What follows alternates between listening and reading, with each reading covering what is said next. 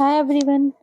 तो हम अपने इस नए वीडियो के साथ आपके लिए एक नया क्वेश्चन लेके आए हैं। ठीक है, मुझे लगा था इस चैप्टर में मुझे जो क्वेश्चन लग रहा है कि थोड़ा-सा टफ, थोड़ा-सा ट्रिकी है, तो मैं वो बता देती हूँ। ठीक है, मैं ज़्यादा इजी से क्वेश्चन नहीं कर रहा, तो मैं नया क्वेश्चन लेके आई हूँ। तो मैं अभी एनसीईआरटी बुक है फिजिक्स की। ठीक है, तो ये हमारा जो मैं आपको पढ़ाई थी, कौन-सा chapter number, I think chapter number 9 है। ठीक है, तो चैप्टर नंबर 9 का ये क्वेश्चन नंबर 17 है, जो मैं अभी बताने जा रही हूँ। ठीक है, अब इसमें क्वेश्चन नंबर 17 में क्या दिया हुआ है कि stone is allowed to fall from the top of the tower of 100-meter high, and at the same time another stone is projected vertically upwards from the ground with a velocity of इतना, calculate when and where the two stone will meet। ठीक है, तो हमें ये find out करना है। एक तो हमें टाइम फाइंड आउट करना है कि कितने समय बाद दोनों स्टोन जो है मीट करेंगे, और किस डिस्टेंस पे, किस हाइट पे। ठीक है, व्हेन एंड वेयर पूछा गया। तो इसके लिए सबसे पहले आपको क्या करना पड़ेगा। ठीक है, तो आपको क्वेश्चन तो समझ में आ गया होगा, मैं आपको बता देती हूँ। जैसे यहाँ पे कुछ स्टोन है, एक स्टोन है जिसमें हमें क्या दिया हुआ है, इसकी वेलोसिटी, इनिशियल वेलोसिटी दे दी है, जो कि हमारी कितनी है, इनिशियल वेलोसिटी हमें कितनी दी हुई है, ग्राउंड विद वेलोसिटी ऑफ 25। ठीक है, 25 पर मीटर पर सेकंड ये वेलोसिटी दी हुई है। और एक मान लीजिए कोई 100, ये हमारी हाइट, कोई 100 मीटर की हाइट है। ठीक है, यहाँ से एक और स्टोन फेंका जा रहा है। ठीक है, उसको हमने फॉल के लिए अलाउ कर दिया है। ठीक है, इसमें लिखा हुआ है। ठीक है, तो यहाँ पे ये 100 मीटर है। अब बेसिकली हमें यही 2 इन्फॉर्मेशन दी हुई है, और ये यहाँ से ये फॉल हो रहा है, तो हमें ये बताना है कि ये किस हाइट पे और कितने समय बाद ये दोनों मीट करेंगे। किसी एक समय बाद ये दोनों, ऑब्वियसली आप यहाँ से नीचे से ये ऊपर जा रहा है, ऊपर से नीचे आ रहा है, तो किसी एक समय बाद ये इस पे मीट करेंगे। ठीक है, तो हमें ये फाइंड आउट करना है। तो उसके लिए तो आप सबसे पहले इसको कैसे प्रोसीड करेंगे, तो आपको इतना तो समझ में आ ही रहा होगा देख के कि यहाँ पे इसमें हमें क्योंकि मुझे बहुत ज़्यादा इन्फॉर्मेशन नहीं मिली, तो 2 इक्वेशन बनेगी। तो इसमें ये है कि इन दोनों में क्या चीज़ सेम होगा। अब अगर आप ये देखेंगे कि कितने समय बाद, एक सा पूछा है ना कि कितने समय बाद ये दोनों व्हेन एंड वेयर, तो व्हेन मतलब ज़ाहिर-सी बात है कि दोनों किसी समय पे मिलेंगे, और टाइम क्या होगा, दोनों के लिए सेम होगा। अगर हम मान लें कि अगर ये स्टोन यहाँ से आ रहा है, ये स्टोन यहाँ आ रहा है, और मान लीजिए सपोज़ करिए कि कुछ समय बाद मान लेते हैं कि ये दोनों स्टोन यहाँ पे होंगे। यहीं पे बना देते हैं, ये यहाँ आ रहा है, यहाँ आ रहा है, दोनों स्टोन यहाँ पे होंगे।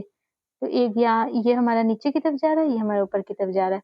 तो हम मान लेते हैं सपोज़ कि टी समय बाद ये दोनों आपस में, ये दोनों मिल रहे हैं। ठीक है? तो और यहाँ पे एक चीज़ और कि है ना, अगर टी समय बाद ये दोनों मिल रहे हैं, तो यहाँ पे अगर ये एक और चीज़ देखिए, तो यहाँ पे क्या होगा, अगर मान ली सपोज़ कर लेते हैं कि किसी डिस्टेंस ये एच पे मिल रहे हैं, यहाँ से अर्थ से जहाँ से हमने फेंका है, ठीक है, यहाँ से किसी डिस्टेंस एच के ऊपर तक मिल रहे हैं। तो अगर ये एच डिस्टेंस है, तो ये हमारी ये डिस्टेंस, अगर हमारी ये डिस्टेंस अगर ये इस पॉइंट पे मिल रहे हैं, तो अगर ये डिस्टेंस हमारी एच है, तो हमारी, और हमें पूरी पता है ये जो 100 मीटर है ये पूरी डिस्टेंस है, तो हमारी जो ये डिस्टेंस हो जाएगी वो कितनी हो जाएगी, 100 माइनस एच। ठीक है? ये थोड़ा-सा डायग्राम थोड़ा-सा यहाँ पे कंजेस्टेड हो गया, पर आई होप आप लोगों को समझ में आ रहा होगा कि ये जो डिस्टेंस है, ये यहाँ पे अगर हम किसी मान रहे हैं कि यहाँ इस पॉइंट पे, और अगर ये डिस्टेंस, पूरी डिस्टेंस 100 दी हुई है, तो अगर ये h दूरी है, अगर h दूरी पे ये मिल रहे हैं, तो यहाँ से जो दूरी होगी, वो 100 माइनस h हो जाएगी। ठीक है? तो अब हमें पता है कि हम इक्वेशन लिख सकते हैं, और दोनों में समय और जो t है वो दोनों सेम होगा। तो हम यहाँ पे 2 इक्वेशन बना सकते हैं, और दोनों से हम यहाँ पे अपनी वैल्यू कैलकुलेट कर सकते हैं। जैसे कि अगर हम मान लीजिए इसके लिए लिखें, तो हम यहाँ पे क्या, जिसमें टी भी हो रहा हो, यूज़ हो रहा हो, और एच भी यूज़ हो रहा हो, हमें ऐसी इक्वेशन लेनी है। तो वो हमारी जो सेकंड इक्वेशन है, एस इक्वल टू क्या होती है, UT plus half ET square. और यहाँ पे जो कि वर्टिकली सब कुछ बात हो रही है, तो हम यहाँ पे क्या कर देंगे, एच इक्वल टू कर देंगे। यहाँ पे मैं कैपिटल एच ले रही हूँ, कंफ्यूजन ना हो कोई भी। UT plus half GT square. ठीक है, तो अगर हम इसके लिए लिखें, जो हमारी वॉल अपवर्ड की तरफ जा रही है, तो उसके लिए हमें इनिशियल वेलोसिटी दी हुई है। ठीक है, तो आप इसके लिए क्या लिख सकते हैं, और हम मान सकते हैं कि हमारे ये तो दिया हुआ नहीं है, लेकिन हाँ, हाइट दी हुई है कि हमें हाइट पूरी टोटल हाइट दी हुई है, तो हम ये मान सकते हैं कि वो एच दूरी पे आपस में मिल रहे हैं। ठीक है, तो अगर एच दूरी, अगर हमें वो एच डिस्टेंस निकालनी है, तो हम क्या लिखेंगे, स्मॉल एच इक्वल टू, उसकी इनिशियल वेलोसिटी कितनी है, 25, और हम मान रहे हैं कि किसी समय के बाद वो दोनों मिल रहे हैं। रुकिए, ठीक है? तो वो t समय, ठीक है? और हाफ और ये ऑब्वियसली ये ऊपर की तरफ जा रहा है तो यहाँ पे क्या होगा माइनस माइनस साइन के साथ होगा, g की वैल्यू नेगेटिव हो जाएगी।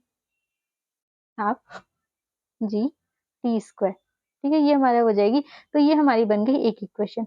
अब वही हम अगर इस सेकंड वॉल के लिए लिखें तो एक चीज़ और यहाँ पे इसकी इनिशियल वेलोसिटी गिवन नहीं है, लेकिन आपको पता है कि ये हमारे जब भी हम कोई वेलोसिटी इस अगर हमने इसे कोई वेलोसिटी नहीं दी है और क्वेश्चन में भी ऐसा कुछ मेंशन नहीं कि हम इसे वेलोसिटी नहीं दे रहे, तो इस पे सिर्फ एक ही फोर्स लगेगा जो कि ग्रेविटेशनल फोर्स होगा।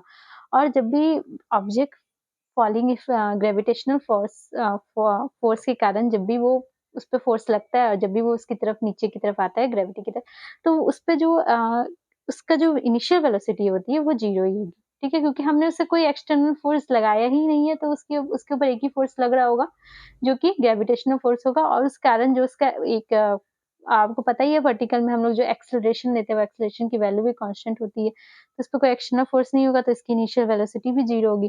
तो अगर हम सेकंड के लिए लिखना चाहें, तो अगर हम सेकंड इक्वेशन में वही वैल्यू पुट कर देंगे, तो अगर मान लीजिए हमें यहाँ की ये जो डिस्टेंस होगी वो कितनी होगी? 100 माइनस h डिस्टेंस होगी। तो इसने कितनी डिस्टेंस चली होगी? 100 माइनस h डिस्टेंस चली होगी, ठीक है? उतने ही समय के लिए क्योंकि दोनों का समय सेम है, इसीलिए हम उतने ही समय में निकाल लें कि अगर इतने समय में पहले में h दूरी चली होगी, तो उसके लिए हमने एक इक्वेशन बनाई है और वही जो बॉल अपवर्ड से नीचे की तरफ आ रही है, डाउनवर्ड की तरफ, उसने उतने ही समय में 100 माइनस h डिस्टेंस चली होगी।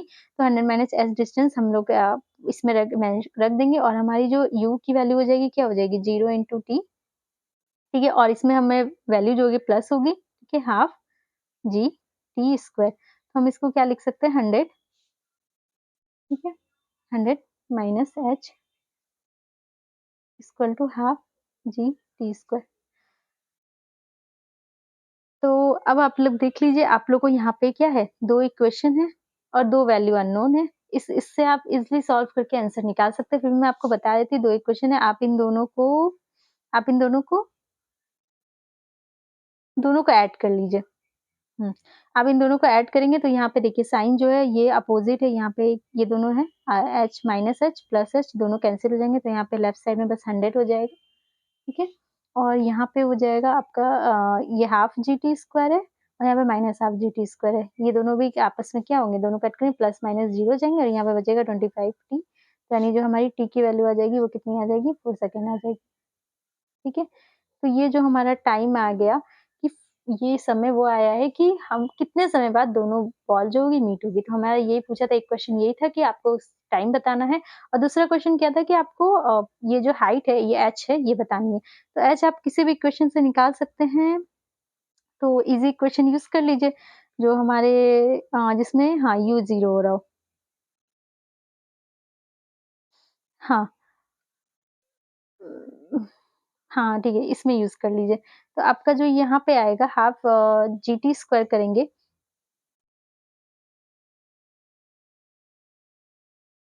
100 minus h equal to half G.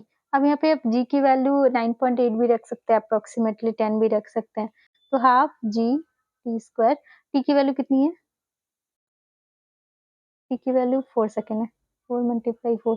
अब यहाँ तो आप जी की वैल्यू यहाँ पे 10 भी रख सकते हैं, 9.8 भी रख सकते हैं। मैं 10 लिख के कैलकुलेशन कर लेती हूँ या फिर आप कैलकुलेट कर लीजिएगा। यहाँ पे 10, 4 मल्टीप्लाई 4, 5, अब यहाँ पे हो जाएगा 5 4 जा 20 और 24 जा 100 में आपकी वैल्यू आ जाएगी 80, तो ये आपकी 100 माइनस h, तो मैं यही कह रही थी कि यहाँ पे जो 100 माइनस h की वैल्यू आई है, ये आपकी आई है ये वाली डिस्टेंस, यहाँ से यहाँ तक की, ठीक है? अब तो यहाँ तो डायरेक्ट और आपको पता है ये डायरेक्ट की दूरी 100 है और यहाँ से भी आ ही रहा है, तो 100 माइनस 80 तो यानी 20, यानी ये जो डिस्टेंस आएगी, ठीक है? ये आएगी 20, ठीक है? तो यानी ये जो 20 metre from I think fall from कहाँ से कहाँ तक था? ठीक है, ग्राउंड ग्राउंड से यानी ठीक है, तो यानी जो जो भी ग्राउंड सरफेस आप कुछ भी कंसीडर कर लीजिए, तो यहाँ से जो ये दिया हुआ है, तो यानी ग्राउंड से पूछा गया है, तो फिर आप ग्राउंड से ही बताएँगे क्योंकि यहाँ पे कुछ भी नहीं मेंशन है, तो बाय डिफ़ॉल्ट आप ग्राउंड से ही मानेंगे। तो ग्राउंड से 20 मीटर की दूरी पे, यहाँ पे 20 मीटर की सॉरी हाइट पे, ये दोनों जो स्टोन होंगे वो आपस में मिलेंगे, तो आपका ही जो हाइट जो आंसर हो जाएगा वो हाइट की वैल्यू वो 20 आ जाएगी, ठीक है? और कितने समय बाद? 4 सेकंड बाद। तो यही हमारा इसका दोनों का आंसर होगा। आई होप कि आप लोग को अच्छे से समझ में आया होगा। फिर भी अगर कोई डाउट या कन्फ्यूज़न है तो आप मुझे कमेंट बॉक्स में कमेंट कर सकते हैं। मैं आपके डाउट पूरी तरह से कोशिश करूँगी कि आपके कोई डाउट्स ना रहे, सॉल्व कर दूँ आपके डाउट्स। और अगर आपको किसी और टॉपिक पे या फिर कोई और क्वेश्चंस पे आपको वीडियो चाहिए तो आप मुझे प्लीज़ कमेंट करके ज़रूर बताइएगा।